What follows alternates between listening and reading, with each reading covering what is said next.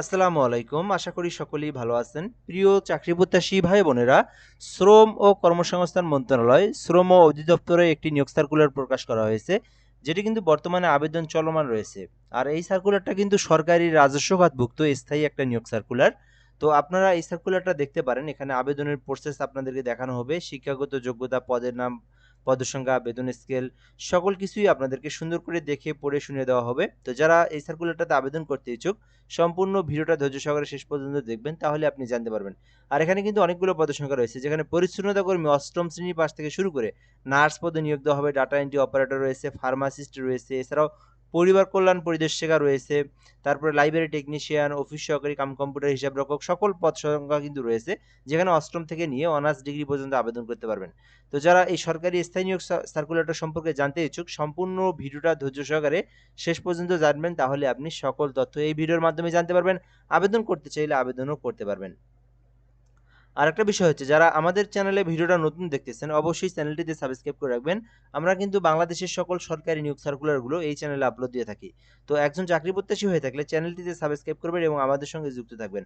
শ্রম ও কর্মসংস্থান মন্ত্রণালয়ের অধীনে শ্রম অধিদপ্তরে নিম্নোক্ত রাজস্ব খাতভুক্ত শূন্য পদসমূহে সরাসরি নিয়োগের জন্য পদের পাশে বর্ণিত শর্তে প্রকৃত বাংলাদেশী নাগরিকদের সকল জেলার নিকট হতে অনলাইন আবেদনের জন্য আহ্বান করা যাচ্ছে। তো এই বেসিক বিষয়টা আমরা একটু দেখে এবং বুঝে দেওয়ার চেষ্টা করি। এখানে কি বলা হয়েছে?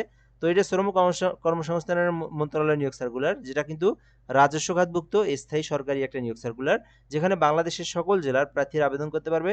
অনলাইনে আবেদন করতে হবে এবং অনলাইনে আবেদন করার জন্য যে ওয়েবসাইটের লিঙ্ক দেওয়া আছে, dolteletalk.com লিখে সার্চ করলে আপনারা অ্যাপ্লিকেশন অপশন পেয়ে যাবেন। আচ্ছা, তো ১ নম্বর পদের নাম রয়েছে ষাট লিপিকার কাম কম্পিউটার অপারেটর, যেটা ১৩ গ্রেডে। তো আপনারা যারা ষাট লিপিকার কাম কম্পিউটারের ট্রেনিং করা আছে এবং যারা অনার্স ডিগ্রি পাস করেছেন, তারা আবেদন করতে পারবেন। তো আমরা আপনাদেরকে পড়ে শোনাই এখান থেকে কি বলা হয়েছে। বলা হয়েছে, কোনো স্বীকৃতি বিশ্ববিদ্যালয় হইতে দ্বিতীয় শ্রেণী বা সমমানের সিজিপিএতে স্নাতক বা সমমানের ডিগ্রি, অর্থাৎ যারা অনার্স পাস করেছেন অথবা ডিগ্রি পাস করেছেন এবং যাদের কম্পিউটার সম্পর্কে দক্ষতা রয়েছে, যেখানে বাংলায় 50 শব্দ, ইংরেজিতে 80 শব্দ, তারা কিন্তু এই ষাট লিপিকার কাম কম্পিউটারে আবেদন করতে পারবেন। ২ নম্বরে রয়েছে হিসাব রক্ষক, যেখানে আবেদনের জন্য শিক্ষাগত যোগ্যতা চাওয়া হয়েছে যে কোনো স্বীকৃতি বিশ্ববিদ্যালয় হইতে ব্যবসা শিক্ষা, অর্থাৎ বিজনেস স্টাডিজ, বিজনেস অ্যাডমিনিস্ট্রেশন, যারা বাণিজ্য শাখা থেকে যারা লেখাপড়া করছেন, অনার্স পাস করেছেন অথবা ডিগ্রি করেছেন, তারা কিন্তু এই হিসাব রক্ষক পদে আবেদন করতে পারবেন। এক কথায় যদি আমরা এখান থেকে বলি, যারা বাণিজ্য শাখা থেকে অনার্স পাস করেছেন অথবা ডিগ্রি পাস করেছেন এবং যাদের বেসিক কম্পিউটার সম্পর্কে নলেজ রয়েছে, তারা কিন্তু হিসাব রক্ষক পদটিতে আবেদন করতে পারবে।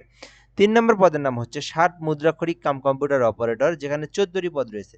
তো দেখেন পদের সংখ্যাগুলো কিন্তু অনেক বড় বড়। তো এখানে ১৪টি পদ রয়েছে, আপনারা চাইলে এই পদে আবেদন করতে পারেন, ষাট মুদ্রাক্ষরিক, এবং এটা কিন্তু ১৪ গ্রেডের। ১৪ গ্রেডের ১৪টি পদ রয়েছে। আবেদনের জন্য শিক্ষাগত যোগ্যতা চাওয়া হয়েছে যে কোনো স্বীকৃতি বিশ্ববিদ্যালয় হইতে অনন্য দ্বিতীয় শ্রেণী বা সমমানের সিজিপিএতে স্নাতক বা সমমানের ডিগ্রি, অর্থাৎ এটিতেও কিন্তু আবেদনের জন্য অনার্স পাশে আবেদন করতে পারবেন, আবার ডিগ্রি পাশে আবেদন করতে পারবেন। আর এখানে কিন্তু কম্পিউটার সম্পর্কে বেসিক নলেজগুলো জানা থাকতে হবে, যেমন MS Word, Excel, PowerPoint, এগুলো সম্পর্কে আপনার এক্সপিরিয়েন্স থাকতে হবে এবং টাইপের গতিও আপনার থাকতে হবে, যেখানে আপনার বাংলায় ৪৫ শব্দ, ইংরেজিতে ৭০ শব্দের গতি থাকতে হবে। তাহলে আপনারা এই যে ষাট মুদ্রাক্ষরিক কাম কম্পিউটার অপারেটর এই বিশাল পদটিতে অ্যাপ্লিকেশন করতে পারবেন। ৪ নম্বরে রয়েছে লাইব্রেরি টেকনিশিয়ান, যেখানে ৮টি পদ রয়েছে। তো এটাও কিন্তু মোটামুটি অনেক বড় একটি পদ। তো যারা লাইব্রেরি টেকনিশিয়ানে আবেদন করতে চান, আপনাদের কিন্তু আবেদন করতে পারেন এবং এটি ১৪ গ্রেডের ৮টি পদ রয়েছে।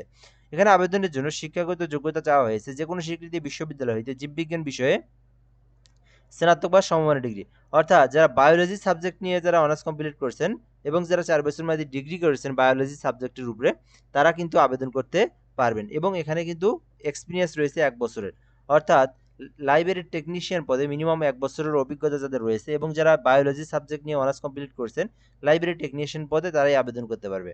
ওকে, এর পরবর্তী পদের নাম হচ্ছে লাইব্রেরি সহকারী, যেখানে ৪টি পদ রয়েছে। আবেদনের জন্য শিক্ষাগত যোগ্যতা চাওয়া হয়েছে যে কোনো স্বীকৃতি বিশ্ববিদ্যালয় হইতে গ্রন্থকার বিজ্ঞান, অর্থাৎ বিজ্ঞান বিভাগ, বিজ্ঞান গ্রন্থকার নিয়ে যদি আপনি অনার্স কমপ্লিট করে থাকেন অথবা ডিগ্রি পাস করে থাকেন, আপনারা কিন্তু এই যে লাইব্রেরি সহকারী পদটিতে আবেদন করতে পারবেন।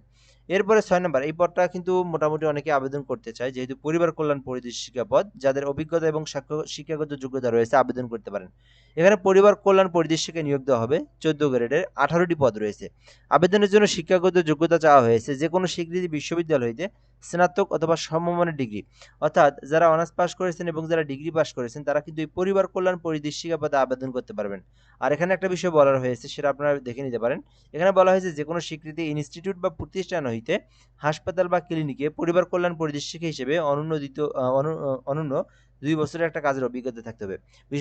বিষয়টা আপনাদেরকে একটু ক্লিয়ার করে দেই। এই পরিবার কল্যাণ পরিদর্শিকা 14 গ্রেডের এই 18টি পদের বিপরীতে আবেদন করতে আপনার শিক্ষাগত যোগ্যতা অনার্স পাস অথবা ডিগ্রি পাস থাকতে হবে। আর এখানে আপনাকে মিনিমাম 2 বছরের একটা এক্সপিরিয়েন্স থাকতে হবে এই পরিবার কল্যাণ পরিদর্শিকা পদের কাজের। তাহলেই আবেদন করতে পারবেন। 7 নম্বরে রয়েছে অডিও ভিজুয়াল অপারেটর, 2টি পদ রয়েছে। আবেদনের জন্য উচ্চ মাধ্যমিক থাকতে হবে, অর্থাৎ এইচএসসি পাস করে আপনারা অডিও ভিজুয়াল অপারেটরে আবেদন করতে পারবেন। আর এটির জন্য কিন্তু আপনার 6 মাসের একটা ট্রেড কোর্স থাকতে হবে ইলেকট্রনিক কাজের উপর, তাহলে আবেদন করতে পারবেন। 8 নম্বরে রয়েছে ফার্মাসিস্ট, যেখানে 3টি পদ রয়েছে। উচ্চ মাধ্যমিক অর্থাৎ এইচএসসি পাস করে আপনারা ফার্মাসিস্ট পদে আবেদন করতে পারবেন। আর ফার্মাসিস্ট বিষয়ের উপরে মিনিমাম 1 বছরের একটা অভিজ্ঞতার প্রয়োজন রয়েছে। 8 নম্বর পদের নাম হচ্ছে ডাটা এন্ট্রি অপারেটর, যেখানে 2টি পদ রয়েছে। উচ্চ মাধ্যমিক পাশে আপনারা আবেদন করতে পারবেন এবং কম্পিউটার সম্পর্কে যাদের অভিজ্ঞতা রয়েছে আপনারা কিন্তু এই ডাটা এন্ট্রি অপারেটর পদে আবেদন করতে পারেন। আর এখানে কিন্তু কম্পিউটার যেটা কাজে যেটা এক্সপিরিয়েন্স বা পরীক্ষায় যে বিষয়টা ধরা হবে সেটা কিন্তু একেবারে বেসিক নলেজ, যেমন টাইপের যে কাজ পারেন কি না পারেন, এটা আপনাকে একটা সফটওয়্যারের মাধ্যমে টাইপিং দেওয়া হয়। তো টাইপিং এর উত্তীর্ণ হলে আপনি কিন্তু এই ব্যবহারিক পরীক্ষাগুলোতে উত্তীর্ণ হতে পারবেন। এক কথায় যাদের কম্পিউটার সম্পর্কে বেসিক জানা আছে তারাই কিন্তু আবেদন করতে পারবে। এছাড়াও 10 নম্বরে নার্স পদ রয়েছে, 8টি পদ রয়েছে। এক্ষেত্রে আবেদনের জন্য শিক্ষাগত যোগ্যতা হচ্ছে নার্সিং বিষয়ে ডিপ্লোমা। তো যারা নার্সিং বিষয়ের উপর ডিপ্লোমা করেছেন তারা কিন্তু এই নার্স পদটিতে অ্যাপ্লিকেশন করতে পারবেন। আর এখানেও কিন্তু 8টি পদ রয়েছে। 11 নম্বরে রয়েছে ডিসপেন্সারি অ্যাটেন্ডেন্ট, 19তম গ্রেডে 5টি পদ রয়েছে। মাধ্যমিক স্কুল সার্টিফিকেট অর্থাৎ এসএসসি পাস করে আপনারা এই ডিসপেন্সারি অ্যাটেন্ডেন্ট পদে আবেদন করতে পারবেন। পরিচ্ছন্নতা কর্মী নিয়োগ দেওয়া হবে 2টি পদ, 8ম শ্রেণীতে আবেদন করতে পারবেন। এছাড়াও মহিলা নিয়োগ দেওয়া হবে আয়া, যেখানে এসএসসি পাস করে আবেদন করতে পারবেন। তো এই ছিল মূলত আজকের সার্কুলারের পদের নাম, পদের সংখ্যা, বেতন স্কেল, শিক্ষাগত যোগ্যতা। এখানে আপনি আপনার শিক্ষাগত যোগ্যতা অনুযায়ী যে পদে ইচ্ছুক সেই পদে কিন্তু আপনি অ্যাপ্লিকেশন করতে পারবেন। এখন আমরা দেখব কিভাবে আবেদন করবেন। আবেদনের জন্য বয়সটা অবশ্যই 18 থেকে 32 বছরের মধ্যে আপনারা আবেদন করতে পারবেন। এরপর এখান থেকে দেখতে হবে আপনাদেরকে আবেদনের জন্য যে বিষয়গুলো, আবেদন করতে আপনাদেরকে dolteletalk.com লিখে সার্চ করতে হবে।